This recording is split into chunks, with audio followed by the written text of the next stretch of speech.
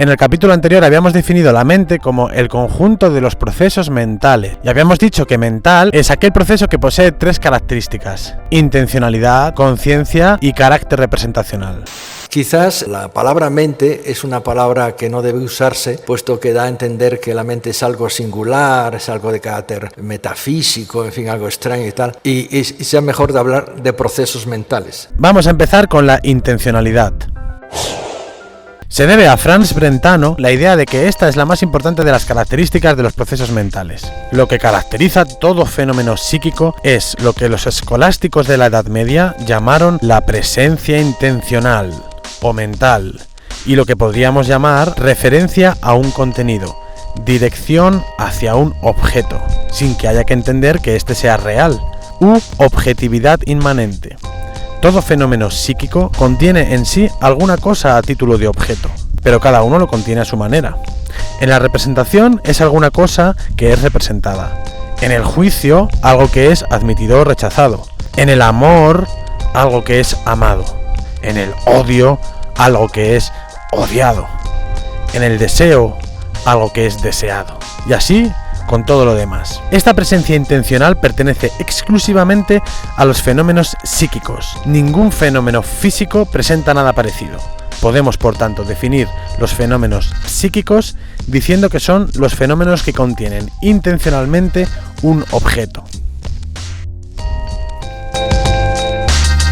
La intencionalidad es, pues, la propiedad de los procesos mentales de hacer referencia a un objeto, tener un objeto o contenido.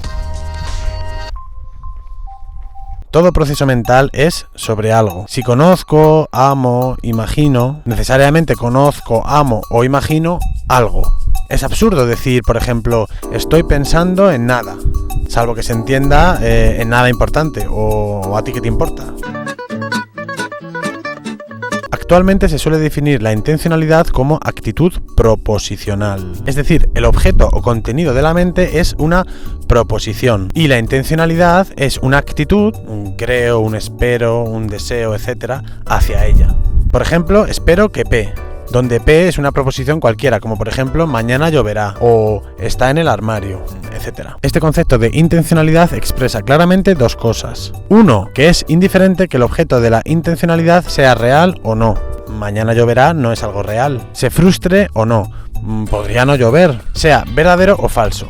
Quizá no esté en el armario. También, con esta concepción se expresa claramente otra cosa, que esta es una diferencia entre acontecimientos mentales y físicos. Carece sentido preguntarse por la actitud del fuego o de la lluvia. Y también esta es una diferencia entre la mente y el ordenador. El ordenador procesa proposiciones, pero no tiene ninguna actitud frente a ellas. Sería sorprendente que un ordenador enviase mensajes como "esto no me lo creo", y que realmente no se lo creyera. Con respecto a la conciencia, hay que decir que no es una cosa ni un espacio en la mente, es el conocimiento inmediato de los propios procesos mentales. Es la conciencia, es decir, el conocimiento de él o con conocimiento. O también, aunque en principio no parece lo mismo, el darse cuenta de algo. Supongamos que he invitado a alguien a casa y que su vaso está vacío. Pues nada, muy bien.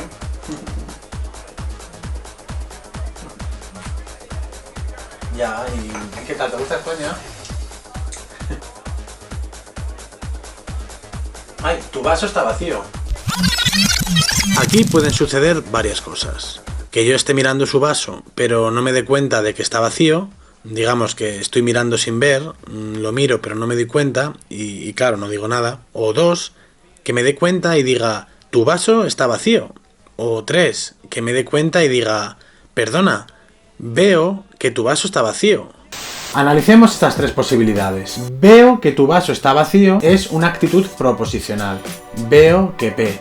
En el primero de los casos no adopto esa actitud, ya que no me entero de lo que pasa, no soy consciente de lo que pasa. En el segundo tomo conciencia de P. Tu vaso está vacío. Y en el tercero tomo además conciencia de mi actitud ante P. Veo que tu vaso está vacío. Quizá esté claro con este ejemplo que hay dos tipos de conciencia. Conciencia directa y conciencia refleja. La conciencia de un objeto o conciencia directa y la conciencia de un proceso mental o conciencia refleja. Con la primera me doy cuenta de que P, tu vaso está vacío. Con la segunda me doy cuenta de mi actitud ante P, mi actitud de ver que P. Veo que tu vaso está vacío. La conciencia refleja que los franceses suelen llamar apercepción del verbo s'apercevoir, apercibirse, que entre ellos puede significar percepción de la percepción, es el acto con el que el espíritu conoce explícitamente algún fenómeno que en él se realiza. En la actualidad oigo ruido. La simple sensación presente en mi espíritu afectándole constituye lo que he llamado conciencia directa. Pero si, además de oír, me apercibo de que oigo, entonces no solo oigo, sino que pienso que oigo. Esto es lo que llamo conciencia refleja. Podemos plantearnos un problema. ¿Puede darse solo conciencia directa sin que se dé también conciencia refleja? Quizá todo sea cuestión de énfasis, y siempre se dan los dos tipos de conciencia, pero predominando uno u otro. El darse cuenta, la conciencia, no es un proceso distinto del resto de procesos mentales y que se sobreañada a ellos, sino una cualidad que los acompaña. Si no fuera así, probablemente se entraría en un proceso al infinito. Imaginemos este diálogo absurdo. Tu vaso está vacío. ¿Cómo lo sabes? Porque me doy cuenta. ¿Y cómo sabes que te das cuenta? Porque me doy cuenta de que me doy cuenta. Y así hasta el infinito. Mi respuesta debería ser, simplemente me doy cuenta. Mi mente se ofusca, ya no sé qué decir. Y seguimos ahora con el carácter representacional. Se suele insistir mucho en el carácter representacional de la mente. Un proceso mental es siempre un representarse un objeto. El objeto, por ejemplo, una noche lluviosa, no está presente en la mente, en sí mismo o en persona, en cuyo caso la mente se encontraría bastante oscura y mojada, sino que está representado.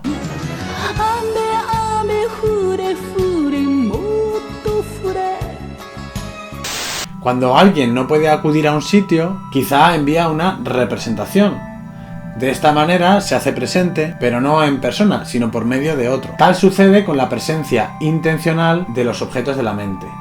Son representaciones. El problema es, ¿qué clase de representaciones? Aquí tenemos que hacer, no queda más remedio, algunas aclaraciones técnicas. Signo es todo aquello, sonido, imagen, gesto o cosa, que al ser percibido remite a algo ausente, a lo cual por tanto representa. Según Charles Sanders Peirce, cuya concepción ha sido muy influyente, hay tres clases de signos. Índice, todo signo que tiene alguna conexión física con el objeto representado, una huella del pie, la fiebre. Icono, se hace referencia a un objeto por algún tipo de semejanza. Puede ser imagen, diagrama o metáfora.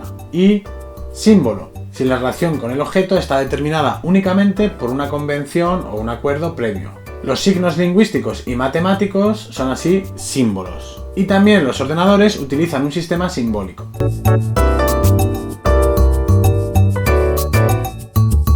La tesis más simplificadora afirma que son exclusivamente simbólicas, es decir, de tipo lingüístico. Recordemos que símbolo era cuando la relación con el objeto está determinada únicamente por una convención previa. Es famosa la teoría de Jerry Alan Fodor, nacido en 1935 en Nueva York, Estados Unidos, según la cual habría un lenguaje del pensamiento, the language of thought, llamado mentalés, dotado de una sintaxis similar a la de la lógica matemática y basado en estructuras neurológicas. Por supuesto, el mentalés, que también es semántico, es decir, de significados, es distinto del lenguaje ordinario con el que nos comunicamos unos y otros. En efecto, el filósofo americano, desde su obra seminal The Language of Thought, 1975, sostiene la tesis de que existe un lenguaje privado. En concreto, los seres humanos no solo tienen lenguajes naturales o públicos, como el inglés, español o francés, sino además un lenguaje privado en el que realizan las computaciones que están en la base de su conducta. Esta tesis establece un claro paralelismo entre la mente y el ordenador. El ordenador manipula símbolos y utiliza lenguajes de varios niveles. El programador se comunica con el ordenador mediante un lenguaje que éste comprende, el lenguaje de programación. Pero luego el ordenador lo traduce al lenguaje que realmente utiliza, el lenguaje máquina. Algo parecido sucedería con las mentes humanas. Pensamos conscientemente y nos comunicamos con los demás en lenguaje ordinario, pero nada tendría de extraño que la mente manejara lenguajes simbólicos más comprimidos, el mentalés, que luego traduciría al lenguaje ordinario. Muchos, sin embargo, no están de acuerdo con la tesis de Fodor. Las representaciones mentales no son exclusivamente simbólicas, sino que poseen, por decirlo de alguna manera, diversos formatos. Uno de los argumentos esgrimidos es que ni los animales, con los cuales nos encontramos en continuidad biológica, ni los niños muy pequeños piensan evidentemente con representaciones lingüísticas, es decir, con frases. Puede decirse que existen otras formas de representación que son icónicas o pictoriales, como pinturas, y tienen carácter espacial, imágenes, esquemas, prototipos, etc. Muchos de nuestros conceptos parecen estar representados en la mente de este modo. De manera que lo más probable es que no todas las representaciones mentales sean de carácter simbólico, y seguramente las de los niños pequeños no lo son. Por ejemplo, es posible que un concepto esté representado o se intente representar en un formato poco adecuado. O puede ser que conocimientos sobre la misma cuestión estén representados con formatos diversos y uno no sea por ello capaz de relacionarlos entre sí.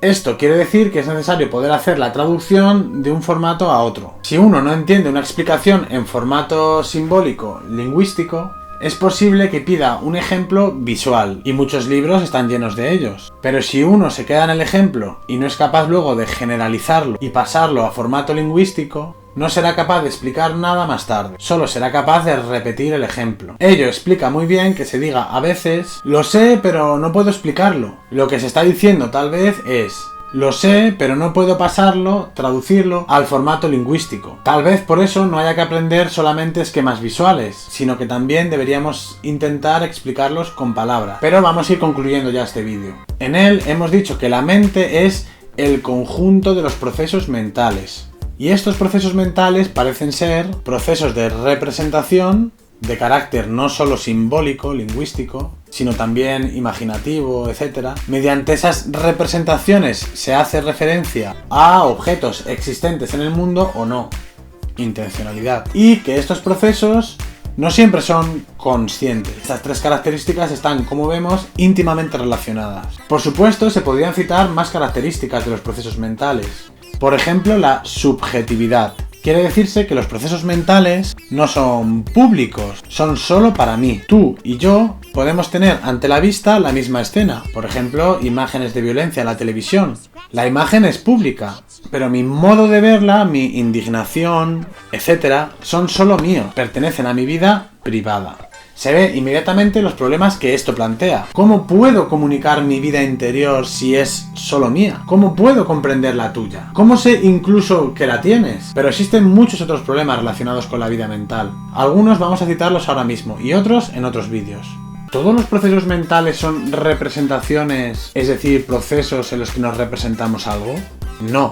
Pero los que no lo son, por ejemplo los sentimientos, se basan en representaciones. Nada puede ser juzgado, ni deseado, ni esperado o temido si no ha sido previamente representado, escribe Brentano. Por otro lado, ¿todos los procesos mentales son intencionales? Se ha defendido que ciertos estados afectivos no lo son. Puedo estar triste sin más. ¿Quién es? Hola, buenos días. Sí. Vale, así que le tengo que dejar, ¿vale? Perdone, disculpe.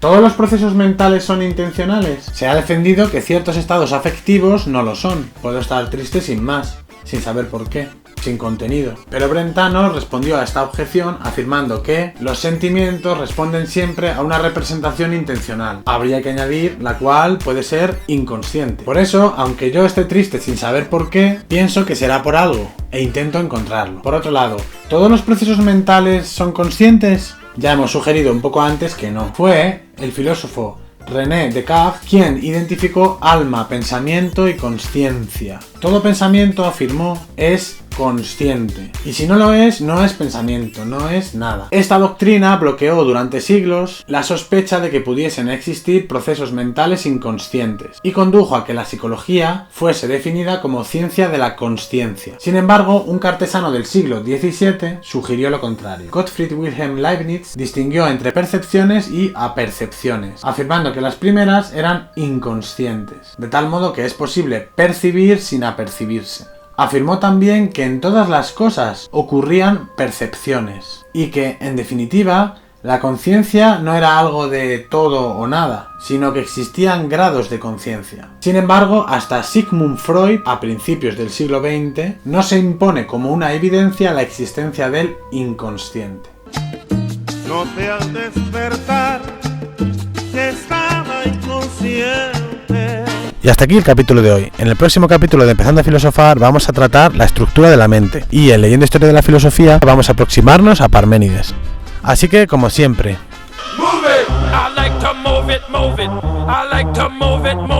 un saludo.